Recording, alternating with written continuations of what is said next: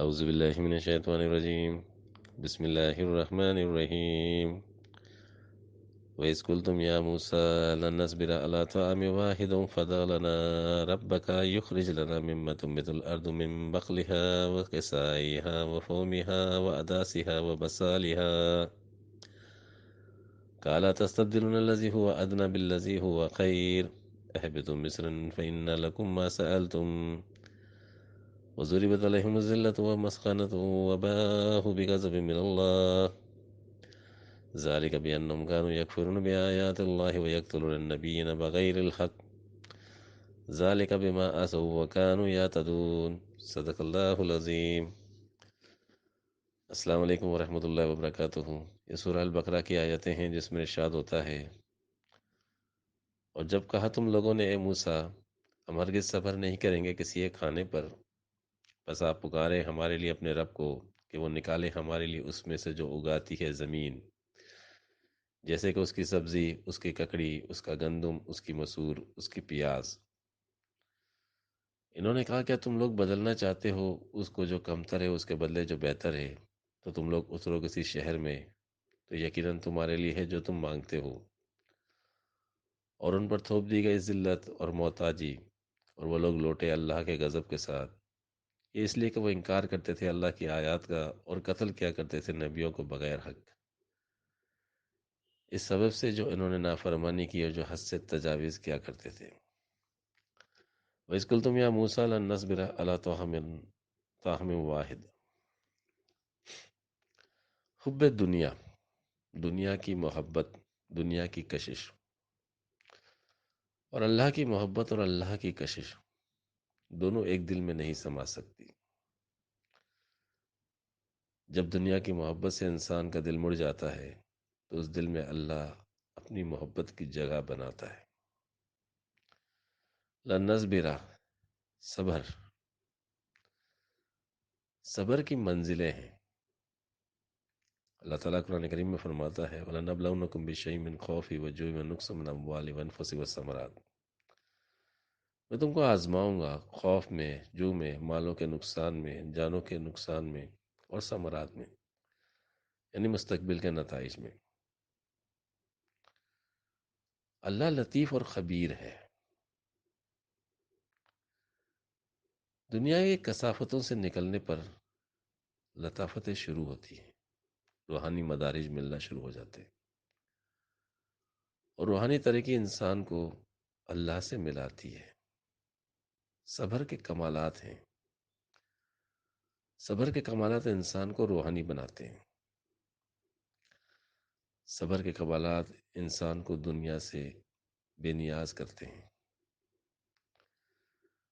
اس لیے نبی کریم صلی اللہ علیہ وسلم نے اپنے اصحاب کی تربیت فقیری میں کی، دنیا کی محبت کو دل سے نکال دیا اور اللہ کی محبت کو دل میں بھر دیا، اور وہ دنیا و مافیہ کے مالک بن گئے۔ 13 سال کی محنت سے نبی کریم صلی اللہ علیہ وسلم نے اپنے اصحاب کو تمام انبیاء کا روحانی وارث بنا دیا، اور پھر آپ کے اصحاب نے اپنی محنت سے 36,000 قلعے فتح کیے، دین و دنیا کے مالک بنے۔ اسی کو قرآن کریم نے کہا یوتی الحکمت فقد ہوتی الحکمت فقد ہوتی خیرن کثیرہ، یعنی ہم نے جس کو حکمت عطا کی اس کو خیر کثیر عطا کی۔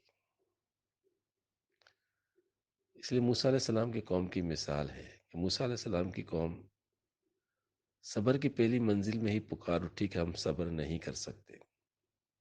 ان کے سروں پر دنیا کی غذاؤں کا، دنیا کی لذتوں کا بوجھ سوار ہو گیا۔ نبیوں کا مقام اعلیٰ ہے، اور اعلیٰ بننے کے بعد ایک قوموں کو اعلیٰ بنانا اور ان کو نجات دلانا ہے۔ موسیٰ علیہ السلام اپنی قوم سے کہتے ہیں تم اعلیٰ نہیں بننا چاہتے، اپنے بلند مقامات کے بدلے دنیا کی گندگی میں پھنس کر رہنا چاہتے ہو، اور جب گندگی میں پھنس گئے تو پھر پاکی کہاں ہے؟ اہبتوا مصرا فإن لکم ما سألتم۔ اہبتوا کہتے ہیں کسی مقام پر آ کر رک جانا، جہاں سے آگے جانے کی نہ طاقت ہو نہ پھر علم ہو۔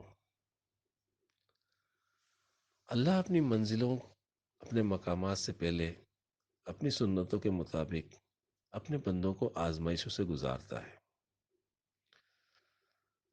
اللہ کی جماعت، اس کی تحریک، اس کی بنیاد تقوی پر ہوتی ہے۔ آزمائشوں سے گزر کر جب انسان متقی بن جاتا ہے تو پھر دائمی فتح، کامیابی کا صحرا سر پر اللہ باندھ دیتا ہے۔ اس لیے دنیا پرست لوگ اس کی تحریک میں شامل نہیں ہوتے، وہ ظاہرہ دنیا پرستی میں مبتلا ہو کر مکار بنتے ہیں، اور مکاروں کو جب دنیا ملتی ہے، دنیا کی حکمرانی ملتی ہے، تو پھر وہ لوگوں پر ظلم کرتے ہیں، ان کو ستاتے ہیں، ان کا خون چوستے ہیں اور فساد میں مبتلا کرتے ہیں۔ دین سے انکار کرنا، دین سے بیزار ہونا ان کے جوہر ہیں۔ اسی سبب اللہ کی آیتوں کی تکفیر کرتے ہیں، جیسے بنی اسرائیل نے کی، اللہ والوں کو قتل کرنا، ان کا مذاق اڑانا۔ ضربت علیہم الذلۃ ومسکنہ، مسکنہ کہتے ہیں یعنی دنیا کی زندگی پر مطمئن ہو جانے والے، حقیقی اطمینان قلب کی نعمت سے محروم۔ بنی اسرائیل کی مثالیں قرآن کریم میں ایک مرکزی درس کی حیثیت رکھتی ہیں۔ اللہ کے احسانات اور انعامات کو پانے والی قوم، اس کے باوجود وہ اللہ کے غضب کا شکار کیوں بنی؟ نبی کریم صلی اللہ علیہ وسلم نے اپنی امت کو بخوبی آگاہ کیا تھا، اور یہ خدشات ارشاد فرمائے تھے کہ میری امت بھی نبی کریم بنی اسرائیل کے نقش قدم پر چل پڑے گی، اور وہ برائیاں جو بنی اسرائیل میں پیدا ہوئیں میری امت میں بھی ہوں گی۔ اس لیے امت مسلمہ کے لیے بنی اسرائیل کی مثالوں میں انتہائی اہم درس ہے۔ کیا غم، کیا گم تازہ پروازوں نے، کیا گم تازہ پروانوں نے اپنا آشیاں، لیکن مناظر دلکشا دکھا گئی ساحر کی چالاکی۔